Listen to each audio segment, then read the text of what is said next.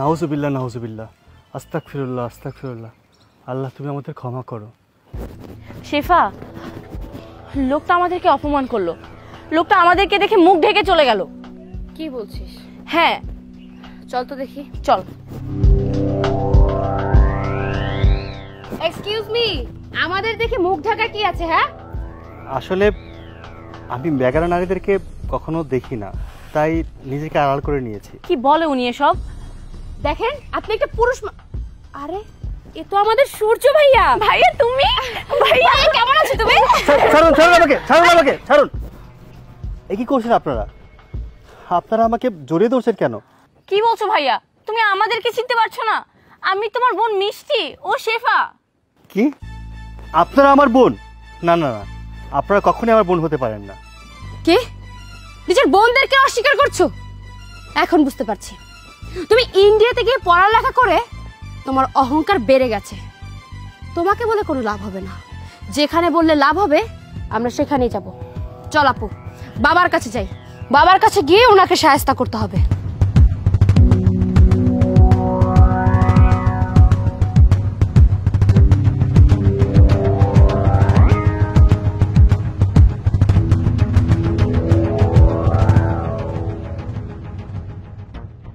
আসসালামু আলাইকুম ভাই। ওয়ালাইকুম আসসালাম ওয়া রাহমাতুল্লাহি ওয়া বারাকাতুহু। ভাই কেমন আছেন আপনি? আলহামদুলিল্লাহ ভালো আছি, তুমি কেমন আছো ভাই? এই তো আলহামদুলিল্লাহ ভালো। ভাইজান, আমি শুনলাম আপনি নাকি হাফিজি পাশ করার পর মাওলানা কমপ্লিট করে তারপরে নাকি বাড়িতে আইলেন। জি, আপনাদের দোয়ায়। ভাইজান, আপনি একজন হাফেজ মাওলানা মানুষ, কিন্তু আপনার বাবা যে চক্রবৃদ্ধি আকারে সুদ খায় সেটা কি আপনি জানেন? মানে ভাই আপনি কি বলছেন এসব? মানে বুঝতেছেন না? আপনার বাবা এই এলাকায় একজন নাম করা সুদের ব্যবসায়ী। এই এলাকার সবাই এখন তাকে সুদের মহাজন হিসেবে চিনে। শুধু তাই না, আপনার বাবা 1200 টাকা করে সুদ খায়, 100 টাকায় 20 টাকা কইরা। আর যদি কেউ সুদের টাকা সময় মতো পরিশোধ করতে না পারে তাহলে কি করে জানেন? তারপর বাড়িঘর ভাঙ্গে নিয়ে আইসা পড়ে, গোয়ালে গরু থাকলে সেইখান থেকে গরু নিয়ে আইসা পড়ে। শুধু তাই না, ব্যবসা প্রতিষ্ঠান থাকলে সেইখানেও তালা লাগায় দেয়। ভাইজান, আপনার কাছে আমি একটা অনুরোধ করতেছি, আমিও আপনার বাবার কাছ থেকে 2 লক্ষ টাকা সুদে নিয়েছিলাম। আপনার বাবার সুদের টাকাটা আমি ঠিকঠাক মতো পরিশোধ করতে পারতেছি না। আপনার বাবা আমারে অনেক অত্যাচার করতেছে, যেইখানে দেখা হইতেছে সেইখানে টাকার জন্য আমার চাপ দিতেছে। ভাইজান, আপনি যদি আপনার আব্বার একটু কইতেন আমার সুদের টাকাটা মাফ করে দিতে, তাইলে আমার অনেক উপকার হইতো। আমি কথা দিতেছি, আমি আসল টাকা সবগুলো সময় মতো পরিশোধ করে দেবো, কিন্তু সুদের টাকাটা আমি টানতে পারতেছি না। আপনি যদি একটু অনুরোধ করতেন। আরে বাবা, এতক্ষণ পর কারে কি বুঝাইলাম? ভাবলাম হাফেজ মানুষ, একটু রিকোয়েস্ট করবো, আমার অনুরোধটা রাখবো, কিন্তু না, উনি তো ওনার বাপের মতোই। ওনার বাপে এখন সুদ খাইতেছে, কয়দিন পরে উনি টুপি মাথা দিয়ে সুদ খাওয়া শুরু করে দিব। যত সব। বাবা, বাবা, বাবা কোথায় তুমি? বাবা বাইরে আসো। কি ব্যাপার মিষ্টি, শেফা, কি হয়েছে? হ্যাঁ, কি হয়েছে আমার মেয়েদের? আমার মেয়েরা এরকম কেন? বাবা, তোমার ছেলে আমাদেরকে বোন বলে পরিচয় দিতে নাকি লজ্জা পায়, তাকে আমরা জড়িয়ে ধরেছি, সে আমাদেরকে ধাক্কা মেরে বলে তার নাকি প্রেস্টিজে লাগছে। বাবা, তোমাকে আমি আগেই মানা করেছিলাম যে ওকে ইন্ডিয়াতে পড়ালেখা করিও না। আমাদের দেশে কি স্কুল কলেজের অভাব পড়েছে? দেখো, আজকে ওকে বাইরে পড়ালেখা করিয়েছো বলে ও আমাদের সাথে এমন ব্যবহার করছে। কি? ওকে আমি এত টাকা খরচ করে কলকাতা থেকে সুশিক্ষায় শিক্ষিত করে আনলাম, আর ও এসে তোদেরকে চিনতেছে না? আজ আসুক, এর একটা বিহিত আমি করবই।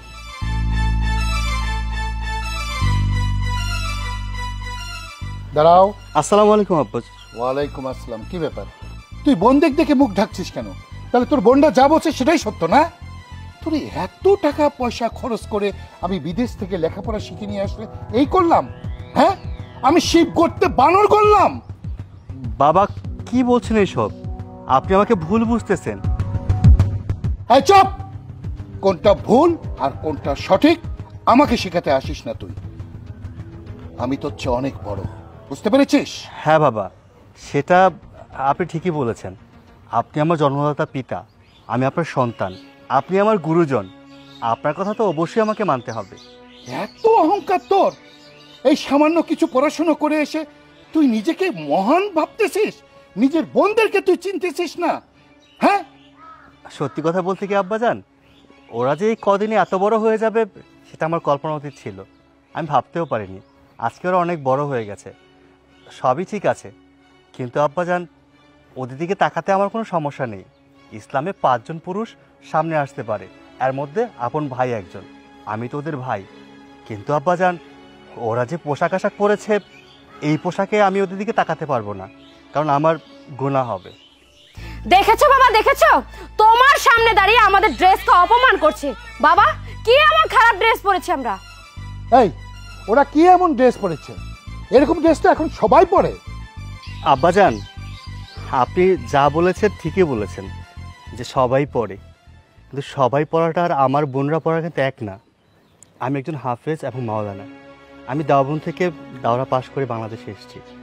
আমার বোনরা যদি এরকম পোশাক আশাক পরে রাস্তাঘাটে ঘুরে, মানুষ মন্দ বলবে, খারাপ বলবে, এতে আমার প্রেস্টিজের ব্যাপার বাবা। আর ওরা দুজন যে ড্রেস পরেছে, এই ড্রেসটা আমাদের ইসলামিক ড্রেস না। ইসলাম বলেছে নারীদেরকে পর্দা করতে। ওদের প্রাপ্ত বয়স হয়েছে, এখন ওদের পর্দা করা উচিত বাবা। ওরা পর্দা করা বাদ দিয়ে যেসব অশ্লীল ড্রেস পরে রাস্তাঘাটে চলাফেরা করে, এতে তো আমরা জাহান্নামী হব বাবা। আরেকটা কথা, সকালবেলা আমি এসে যা দেখলাম, একজন মহিলার সাথে আপনি খুব বাজে ব্যবহার করছেন, খুব খারাপ ব্যবহার করছেন। আপনি আমাকে বলেছিলেন যে উনি আপনার কাছে টাকা ধার চাইতে এসেছে। আসলে কথাটা সত্যি ছিল না। সত্যি কথাটা হচ্ছে উনি আপনাকে সুদের টাকা দিতে পারেনি বলে আপনি তার সাথে খারাপ ব্যবহার করেছেন। আমি আরও খবর জানি, আমি বহু লোকের কাছে শুনেছি আপনি এলাকায় বিভিন্ন লোকদেরকে সুদের উপর টাকা দেন, আর সময় মতো পরিশোধ করতে না পারলে, আপনার সুদের টাকা দিতে না পারলে আপনি খারাপ ব্যবহার করেন, নির্যাতন করেন, অত্যাচার করেন। অনেকের গোয়াল থেকে গরু নিয়ে আসছেন, অনেকের ঘরবাড়ি ভেঙে নিয়ে আসছেন, অনেকের ব্যবসা প্রতিষ্ঠানে আপনি তালা মেরে দিয়েছেন এই সুদের টাকার জন্য। আব্বাজান হাদিসে স্পষ্ট উল্লেখ করা আছে, শুয়োরের নাম মুখে নেওয়া নিষেধ করা হয়েছে 1 বার, আর সুদ আর ঘুষ খাওয়ার কথা নিষেধ করা হয়েছে 70 বার। দেখুন আব্বাজান, আমরা শুয়োরের নাম মুখে নিচ্ছি না পাপ হবে বলে, কিন্তু সুদ আর ঘুষ কিন্তু ঠিকই খাচ্ছি। আব্বাজান সত্যি করে বলেন তো, এত টাকা পয়সা দিয়ে কি হবে?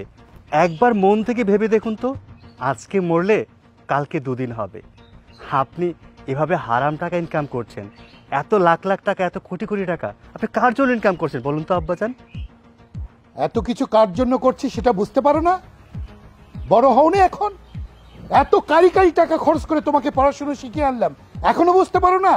এইসব বাড়ি গাড়ি টাকা পয়সা কার জন্য করছি?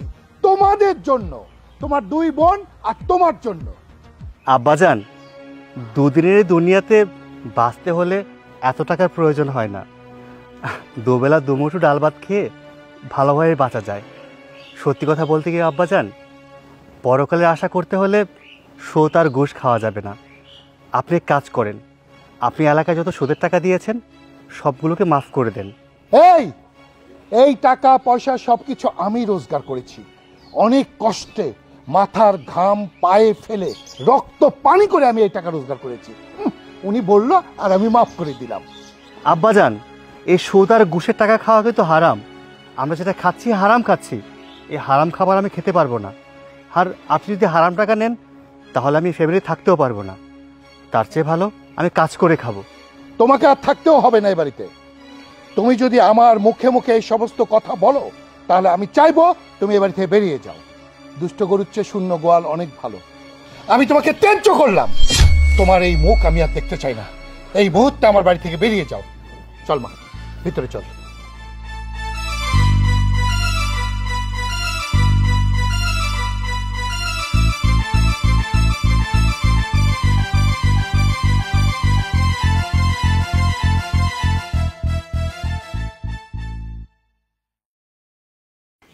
আল্লাহ তুমি আমার একটা কাজের ব্যবস্থা করে দাও আল্লাহ।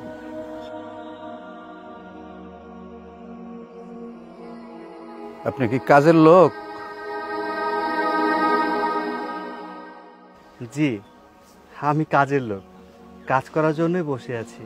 দেখে তো মনে হয় না কাজের লোক। আপনি কি কাজ করতে পারবেন? জি ইনশাল্লাহ কাজ করতে পারবো আমি। আচ্ছা আপনারা কাজের লোককে কত টাকা করে মাইনে দেন প্রতিদিন? 700-800। আমাকে 700-800 টাকা দিতে হবে না, আমাকে 500 টাকা দিলেই হবে। তবে আমার 2টো শর্ত আছে। শর্ত? কি শর্ত? প্রথম শর্ত, যখনই মসজিদে আজান হবে আমি কাজ রেখে নামাজে চলে যাব, আমাকে বাধা দেওয়া যাবে না। আর দ্বিতীয় শর্ত হচ্ছে আমাকে কোনো প্রশ্ন করা যাবে না। আচ্ছা ঠিক আছে, আসেন। চলুন।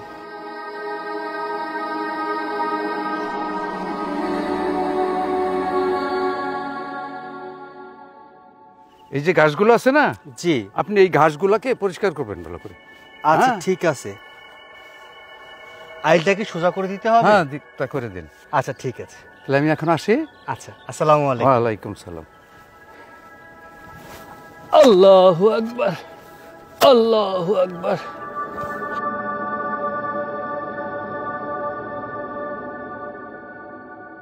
আল্লাহু আকবার, আল্লাহু আকবার। আজান পড়ে গেছে, যাই নামাজটা আদায় করে আসি। আশহাদু আল্লা ইলাহা ইল্লাল্লাহ। আল্লাহু আকবার।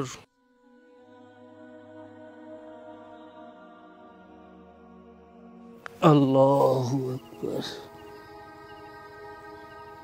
আল্লাহু আকবার, আল্লাহু আকবার, আল্লাহু আকবার।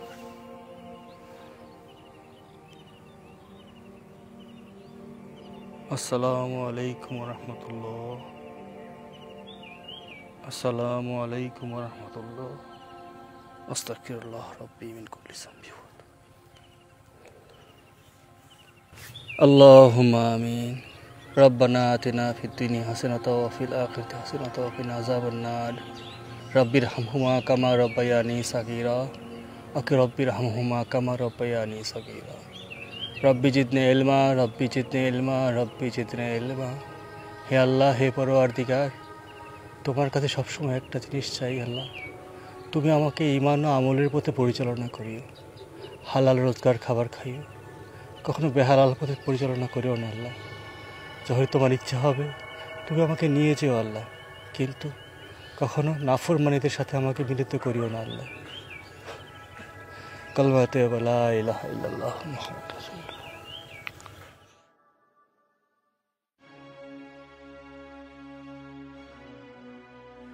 আসসালামু আলাইকুম। ওয়ালাইকুম আসসালাম। সাহেব, আপনার কাজ আমি সম্পূর্ণ করে এসেছি। তোমার কাজে আমি খুব খুশি হয়েছি বাবা। এই নাও বাবা, তোমার কাজের 500 টাকা, আর তোমাকে 500 টাকা আমি বকশিশ দিলাম। কাকা, আমার তো প্রতিদিন 500 টাকার বেশি প্রয়োজন পড়ে না। আপনি আমাকে দিয়েছেন, আলহামদুলিল্লাহ আপনার হাদিয়া আমি গ্রহণ করেছি। আমার এই 500 টাকা লাগবে না, আপনি রেখে দিন। কি কও বাবা? জি। বুঝলাম না, টাকা নিলা আবার ফেরত দিয়ে দিলা? কাকা, কাজ নেওয়ার প্রথমে আপনাকে বলেছিলাম আমাকে কোনো প্রশ্ন করা যাবে না, বেয়াদবি নেবেন না। তাহলে আমি আসি।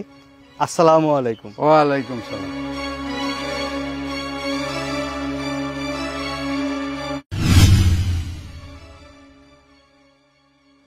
চাচা আসসালামু আলাইকুম। ওয়ালাইকুম সালাম। চলেন চাচা, আমার নিয়ে চলেন, আমি সব কাজ করতে পারি। আচ্ছা, যে সুন্দর করে একটা লোক হালকা চাপদারিওয়ালা এখানে কাজ করতে আসেন, উনি আসেন নাই? না, আজকে তো তার এই জায়গায় আসতে দেখি নাই। আসে নাই? আচ্ছা, ওনার বাসার ঠিকানাটা কি জানেন? চাচা, শুনছি ও রহিম মেম্বারের বাড়িতে একটা রুম ভাড়া নিয়ে থাকে, আপনি ওই জায়গায় খোঁজ নিয়ে দেখতে পারেন। আচ্ছা, আমি দেখছি। আচ্ছা।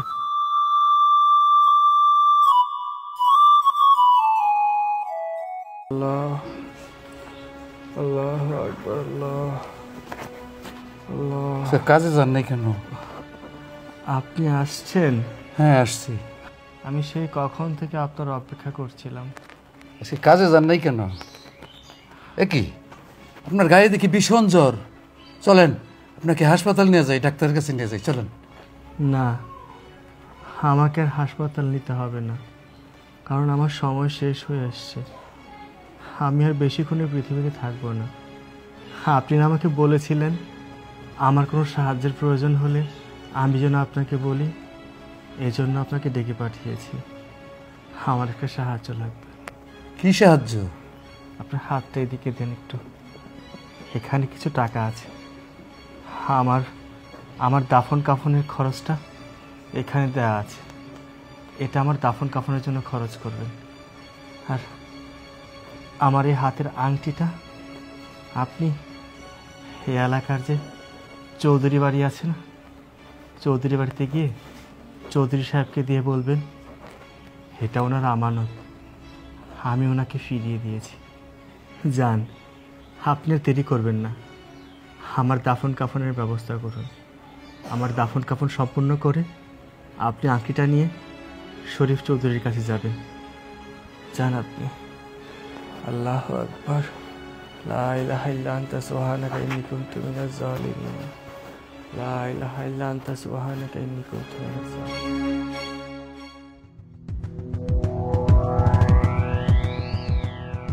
কিরে, টাকা নেওয়ার সময় তো খুব মিষ্টি মিষ্টি কথা।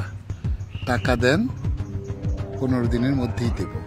টাকা নেওয়া যেই হয়ে গেল 3 মাস হলে উধাও। আরে তোকে মিরপুর 10 নম্বর থেকে আমার ধরে আনতে হয়েছে। আমি আপনার সব টাকা ফেরত দিয়ে দিব, আমার একটা দিন সময় দেন, শুধু আসলে সব পরিশোধ করে দেব, প্লিজ আমার ছেড়ে দেন।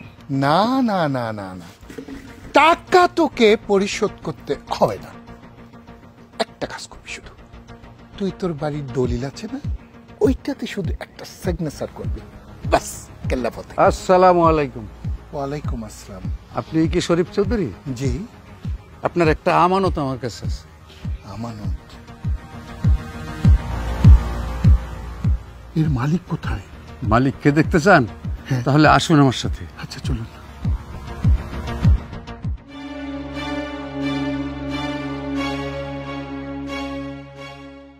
এই যে এই আংটির মালিক এখানে শায়িত আছেন।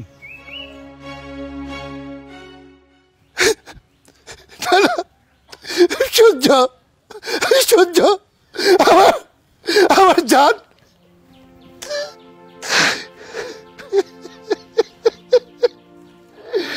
সূর্য, এ তুই কি করলি বাবা? এ তুই কি করলি?